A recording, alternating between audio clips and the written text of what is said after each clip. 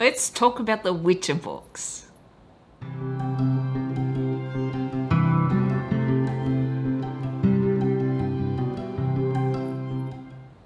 G'day to all you lovely people and welcome back to my channel. I'm Kathy and today I want to talk about the Witcher books, which I just finished actually just a couple of weeks ago. I wanted a bit of time to digest them before I actually spoke about them on my channel. And I'll be reviewing the entire series, not each individual book as such. I'll also divide this video into 3 parts, without spoilers, with spoilers, and a summary at the end. And timestamps will be in my description box below for anyone who doesn't want to hear spoilers. This is Editing Kathy. I forgot to tell you what the Witcher series is all about. The Witcher is a character who basically kills monsters. That is his life's purpose, I guess. And his adventures take place in this world with many different kingdoms, many different races. The major plot involves an invasion by the southern empire of the northern kingdoms, who are not always in agreement. It also involves a prophecy regarding the child of destiny. That is a very, very brief summary of the overall plot. Before I begin the review, I wanted to briefly tell you how I got into the Witcher series. I think I noticed that the show was coming out, and then being on YouTube, of course, I noticed a lot of book YouTubers were talking about the series, talking about the game as well as the television show. And as I am one of these people who finds it hard to read the books after I've seen the show or movie, I thought I would read one book, see if I liked the series, and then I would read the rest or not. So I bought what I thought was the first book, which is The Last Wish. And in fact, it isn't. This is a prequel, and it is also short stories. In fact, there are 3 prequels. This is one, The Last Wish. This is another, Season of Storms, which is a standalone book. And in fact, I think this was the very last published book. And the other prequel is this, Sword of Destiny, which is again short stories. I read these 3 first because I had read online somewhere that the first season of the show was based on these 3 books. And as I wanted to watch the show, I thought, fine, I'll read these 3. After I finished the prequels, I then immediately started the series. And the first book in the series is this, Blood of Elves. The others are Time of Contempt, Baptism of Fire, Tower of the Swallow, and the last book is The Lady of the Lake. Altogether, there are 8 books in the series, 3 prequels and 5 in a continuous series. I'm going to now talk briefly about all the books. Now, after I finished The Last Wish, I was uncertain if I wanted to continue reading the series. And that isn't because I didn't like this. It was simply that I was unsure if I was invested in the characters. Being short stories, I felt like I stepped in the middle and I was playing catch up all the time. There were so many things I didn't understand about this world, about the characters, and it took me some time to grow accustomed to the writer's style of writing. I think having now finished the series, if I read this now, I would appreciate this much, much more because I understand the characters better. Season of Storms is a novel. It is not short stories. It felt strange reading this after Last Wish. I still felt like I was playing catch up with this one. And though I liked parts of it, it was not one of my favorites.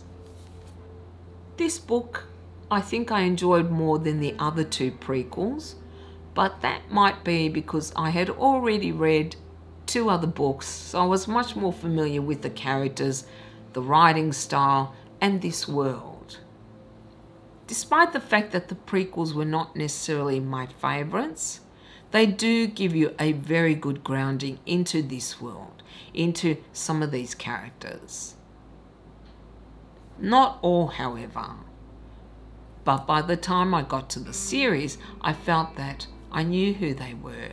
I had a much better grasp of the kind of people they were, what motivated them, what ambitions they had, and things like that.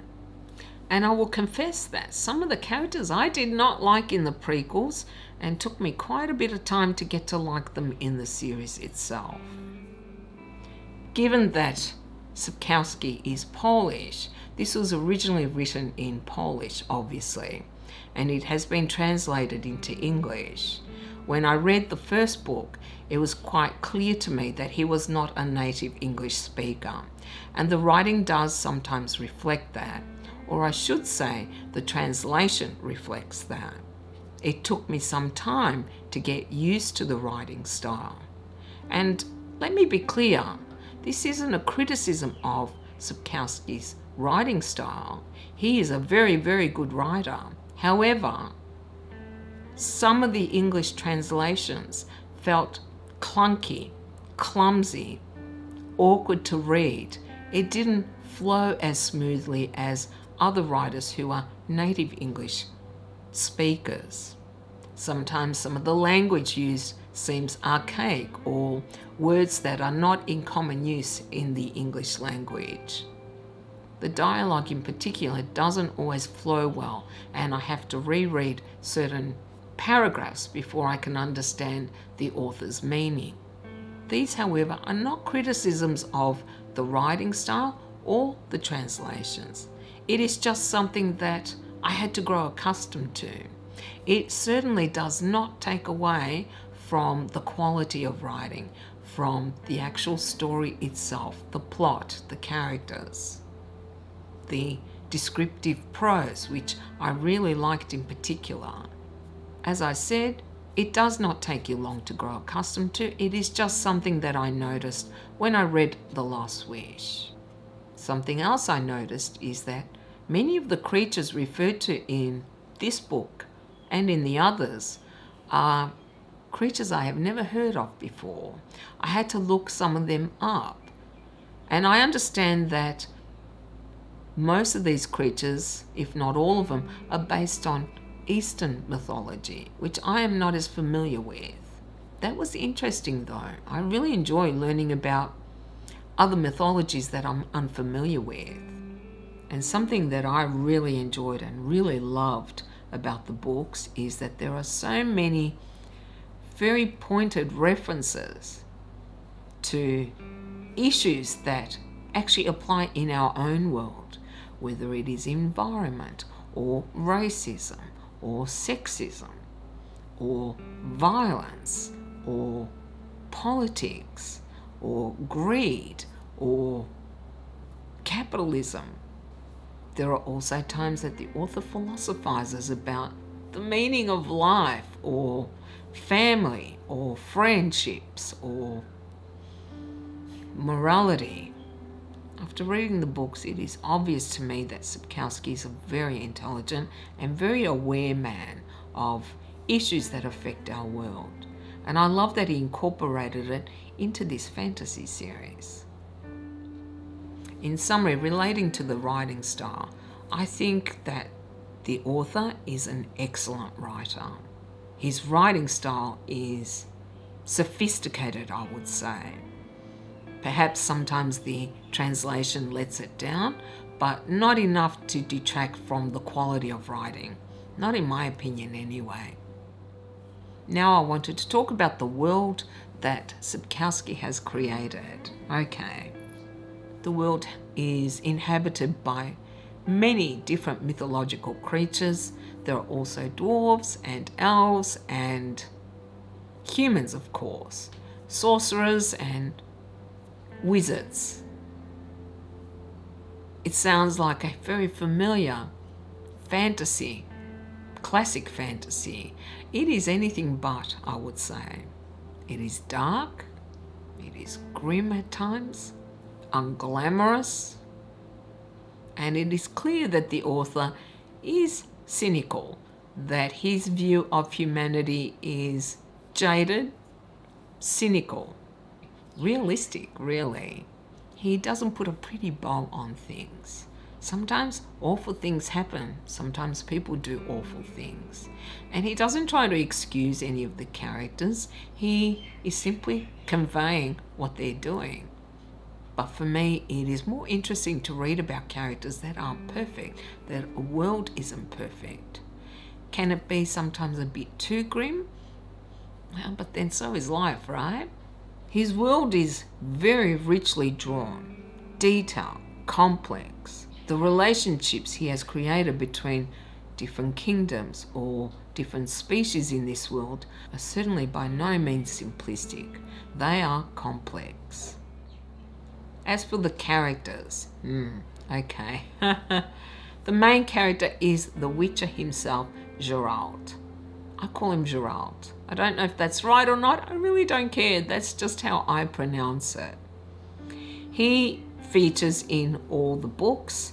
He, however, doesn't always play a major role in each book. Sometimes it felt like he had a more secondary role. Other characters include Yennefer, Ciri, Dandelion. I can never remember the names of the dwarves, but there are several dwarves who reappear through many of the books. We spend quite a bit of time on them. There's also Milva, Cahir, Regis, Angoulême. I don't know how to pronounce that. I know I've missed some out. I can't remember the names of all of them. But these ones are predominantly the characters we see throughout the series of 5 books. The characterizations, in my opinion, are one of the strengths of the writer. They're conflicted at times, they can be contradictory, they can sometimes skirt on the edges of morality. I found them true to life, realistic. I like that, and they definitely do develop throughout the series. They evolve as things happen to them. Some of them have a much larger story arc and development than others, but there was enough growth in all of these characters to keep them interesting and not always predictable. Geralt the Witcher himself, yeah, he is my favourite. I can't deny it, I just love him. Being a mutant who kills monsters for pay, he is also denigrated by the people who actually pay him to clean up their messes, to clean up their towns.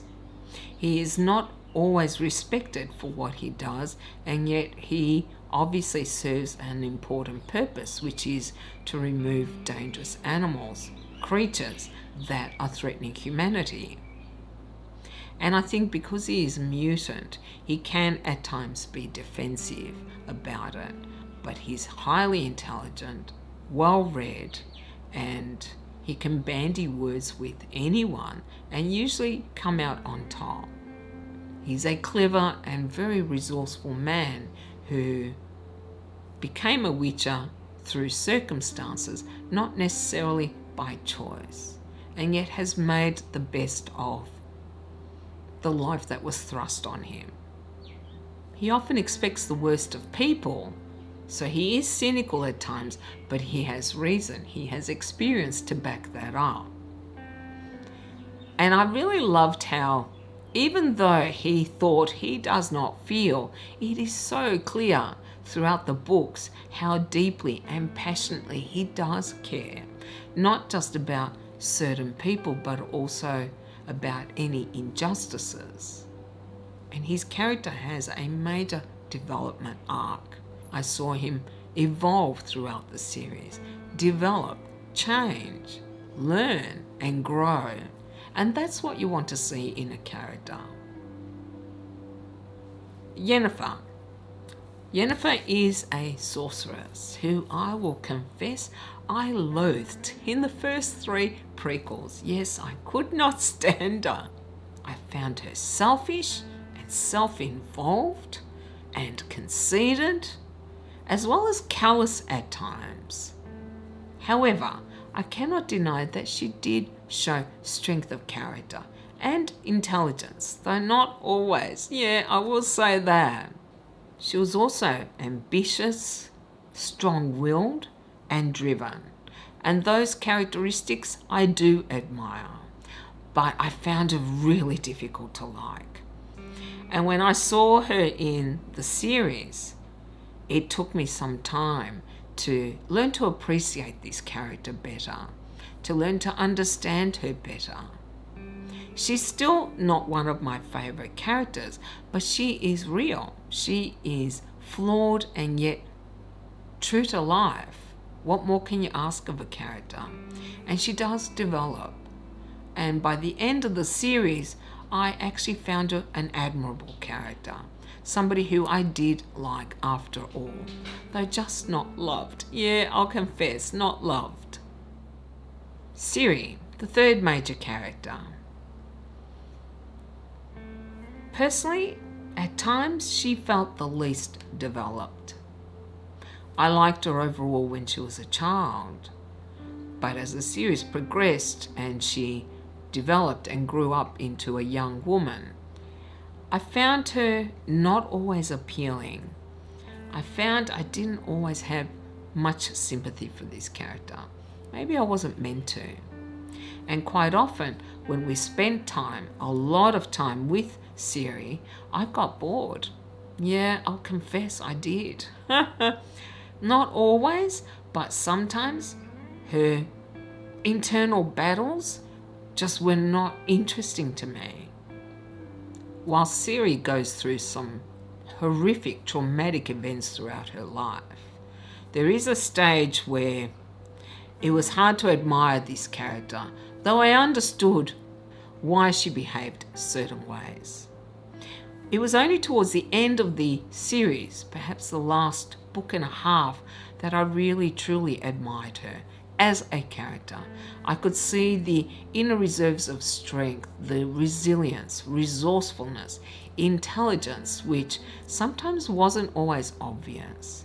She grows as a character, and she grows into a very admirable character.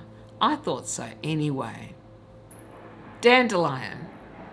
He's more a secondary character, but I think I met him in the very first short story, perhaps the second one.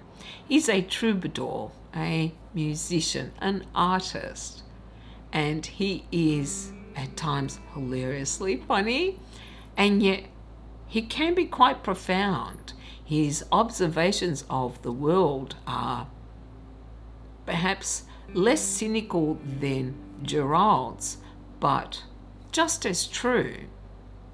I also think he's had it easier than Gerald. He's had it easier than Siri, for example. So he can afford to be more generous, I think. But he was often the comic relief, and yet much more than that, I think. He was also a very well-drawn character, just like many of the others were. As I said, I do feel that one of the strengths of the author is in his characterizations, though some are less well developed than others, which is to be expected. There were so many great themes in this series of books. One of the themes is diversity and acceptance and tolerance. There was a lot of talk throughout the books of the discrimination that people were facing, or species were facing. Discrimination against dwarves or halflings or the elves or the humans. And I loved how much emphasis the author placed on how tolerance is important, acceptance, understanding each other, actually celebrating our differences rather than hating somebody because they differ to you. And I should add that this theme of tolerance wasn't only in relation to race, it was also in relation to class. That simply because somebody is royalty or a noble doesn't mean they should treat others without respect. Now I wanted to talk about what I liked about the series and what I didn't like. And I always like to start with the things I didn't like, and then I'll finish with the things I liked. Okay, one of my pet peeves about the series is that there were no maps, and I really felt the lack of them throughout the books. This world is complex. There are many kingdoms. There are often references to one kingdom or another, or one place here and one place there, and I could never visualize it. I didn't know if the characters were very far apart or close together, and I really feel that the lack of maps detracted in part my enjoyment of the story. That, I think, was my biggest complaint about the series. Other things. Sometimes the language felt very clunky and clumsy, and it would break the flow as I was reading. I'd have to stop and reread a sentence or a paragraph before I could grasp the author's meaning. It was a distraction at times, but I don't blame either the author or the translator for that. I'm actually bilingual, and I know that sometimes you simply cannot translate something accurately from one language to another, especially if you're trying to do it literally. It just doesn't work. It sounds weird. It sounds wrong. And that is how I felt sometimes reading several sentences throughout the series. There were times when I felt we spent a bit too much time with certain characters, which was not interesting to me. There was a lot of emphasis on the politics, for example, throughout the series. And whilst I appreciated seeing different people's perspectives, occasionally it felt overly long. And occasionally I couldn't recall where a certain character came from, whose side he was on. It isn't excessive though. I think the only time I really did get bored were certain scenes with Siri that seemed to take a little bit too long, and I didn't find all that interesting. The elves. I did not feel they were properly represented throughout this series, except perhaps in the sequels.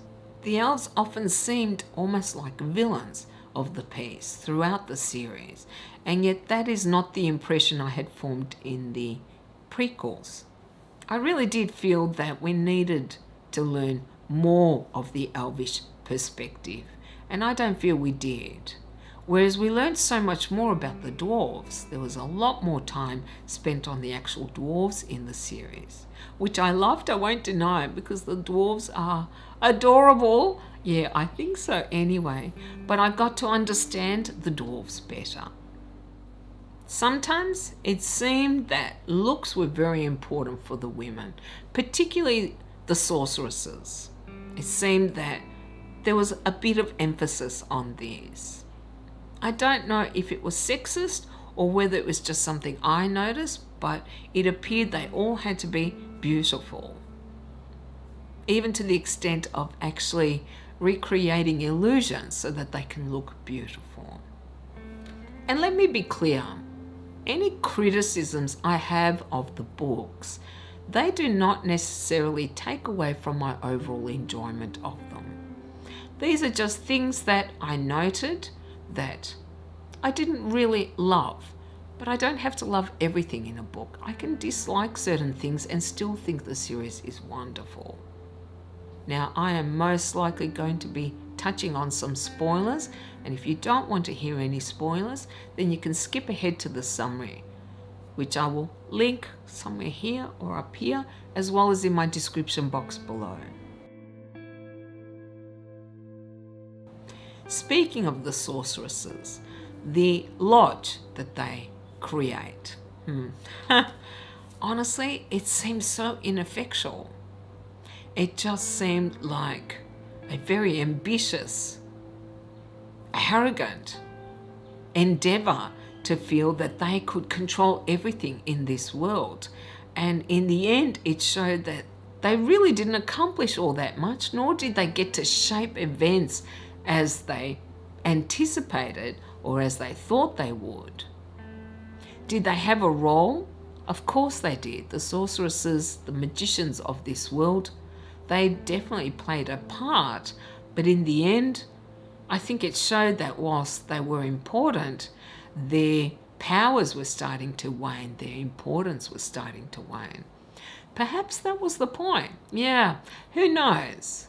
But the lodge just annoyed me. Yeah, some of the conversations and attitudes that were displayed were so arrogant and selfish. It really did bother me. I didn't like the women in the lodge, or most of them anyway. At some point, there is a reference to Camelot, to Galahad, I think it was. Ciri meets Galahad. I did not understand why we had to have Camelot in this story. I actually did not like that. I felt it was superfluous and unnecessary. It kind of bothered me actually that it was brought into this story, which is so amazing in itself. It didn't need that. As for the ending, yeah. Part of me wants to know what happens to my characters. I don't want it left up in the air. So part of me doesn't like that we don't know for certain how the story ends. Part of me. Another part of me doesn't mind it, likes it being left up to me to decide where the characters end up. So I'm very conflicted about that, I have to admit. Now I want to talk about all those things I loved, and there were quite a few. I loved the character of Gerald. Yeah, I really did. He is an admirable, amazing character. Something I really loved about him was he really doesn't think he is heroic, and yet he shows time and again that he is. He tries, for example, to remain neutral in the face of a major conflict between several kingdoms, and yet in the end he finds that he cannot. And I think that is because he does care, because he does feel. And I also loved how he developed. I loved how far he was prepared to go to help those he loved. I love seeing also him develop in his attitude towards the creatures he was killing, that he would draw the line if the creature wasn't malevolent, if it didn't cause any injury to people. He eventually decided only to kill those creatures that were a danger to people. He's just a great character all round. Though I do think he could have done better than Yennefer, though I have to confess, I loved how much she did improve throughout the series. I found her intolerable in the prequels. I really did. I did not like her at all, and I could not understand what Geralt saw in her. But throughout the series itself, I did learn to admire her. She was formidable at times. She was powerful, and she was prepared to go just as far as Geralt to help those she loved. Yeah, I really found that heroic actually, and I found her heroic. Other things I loved. I loved the theme of how important family is, and it doesn't necessarily have to be blood kin. Yes, this was something I really loved, seeing Geralt, a solitary, lonely character, form these strong bonds and attachments to Ciri, Yennefer, Dandelion, Milva, and all the others. We were so often told in the prequels that he doesn't feel anything, and it is quite clear that he does. He felt just as much as anyone, and he valued friendship, family. And I loved how the author illustrated the lengths we are prepared to go to for those we love, when we truly do love someone, whether it is family or friends. I loved all the references to the issues, the conflicts that we also face in our real world. references to climate change. And don't forget, some of these books date back to the 90s. This is not a new theory about climate change. Even back then, we were concerned about what we're doing to our environment. I loved that. I loved the references to capitalism and greed and politics, and how politics is more about convenience rather than doing what is right. I love the theme to discrimination and racism that we also face in our own world. It seemed that Sapkowski was making a lot of very, very sharp, pointed comments about our world. He has just placed that in a fantasy world, but it is just as applicable to our own. There is also a very, very strong anti-war sentiment throughout the books, which I really loved. It was very powerful actually reading about the conflict and the effects on, say, the farmers, the small villagers, the horrific things that soldiers do during wartime: rapes, pillaging, destroying, burning. It was actually really heart-wrenching at times to read just the horrible things that did happen to all these people during war. And one line in the books really stood out for me, when a soldier was going into battle on his horse, and he says, "Why are we doing this?" I think that's so true. So many soldiers don't understand why we are going to war. And then there is, of course, the medics, the wartime medics who were treating people. So many of those scenes were so clearly illustrated the stupidity of war. But I have to admit, this was one of my favorite things about the entire series, how strong the message was. Something I didn't initially like in the final book, The Lady of the Lake, is we start off with two sorceresses who are trying to ascertain what actually did happen to all our characters. Yeah, I was really getting frustrated with that at the beginning. I was like, no, I don't want to hear what they think happened. I want to know what actually did happen.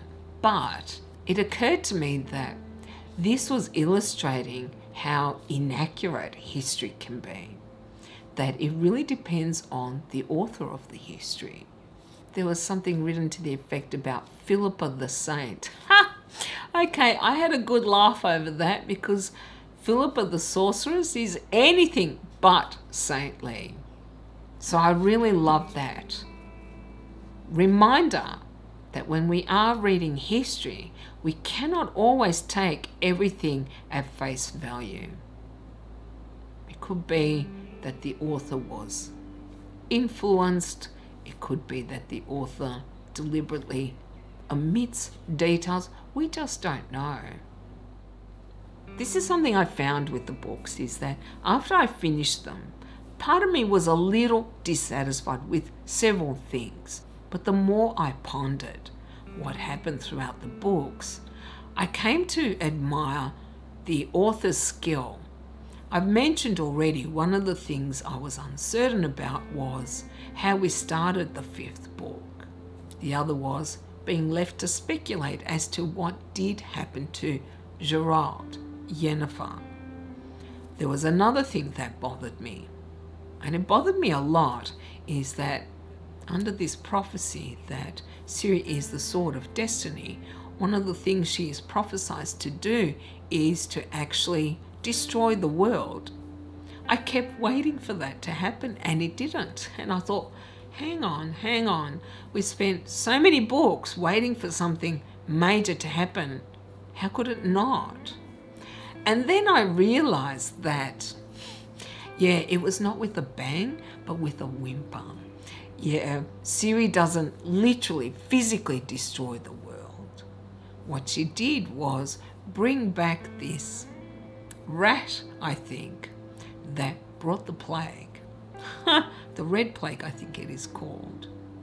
And I thought that was so smart. So my hat's off to the author. That was impressive. Even though horrific things do happen, we lose several of the characters, and I'm not saying who, which did surprise me at times. Seeing the unity of them at the end was very satisfying. They went through such hardships to find each other that, yeah, I got a bit emotional reading that, I must confess. It's time to summarize. I loved the Witcher series. It was a slow burn for me. I didn't initially love the first few books, but once I got into the series of 5, I completely fell in love with this world. Ultimately, I think it was all the references to our own world, the futility of war, the immorality of politics, the greed of politicians or leaders, racism, intolerance. All of these themes were very powerful and profound. I really love it when an author doesn't just write a simple fantasy story, but actually has something more to say. And I felt I got to understand a little bit more about the author, about the views he holds on these issues. I always admire that, and I always appreciate that in my books. It makes me think about them a lot longer than some other books which you close and you don't really think all that much about. I highly recommend the Witcher series. If you love gritty realism in your fantasy, if you love complex worlds and complex politics, if you like characters that are nuanced, conflicted, honest, true to life, then I think you will love the Witcher series. It is one of the better series I have read in several years. Definitely. As for a score, I'm not going to score the individual books, I'm going to score the entire series. And I score between 1 and 10. It's been difficult to make a decision as to what I should give this series. I'm going to give it 7.5 to 8 out of 10. Because I can't decide between 7.5 or 8. Well, that is all I have for you guys today. Let me know if you have read the Witcher series and what your thoughts are on it. You know, I would love to hear your opinions. I'd also love to hear what you thought of this review. Do you agree with me? Do you disagree with me? And you can put it down in the comments, or you can contact me on Instagram. Thank you all so very much for hanging out with me. I really do appreciate it. I hope you enjoyed this video, and if you did, then I would ask that you do the usual. You can like, comment, and subscribe if you haven't already. I hope you all have a beautiful day, and I will see you next time. Bye.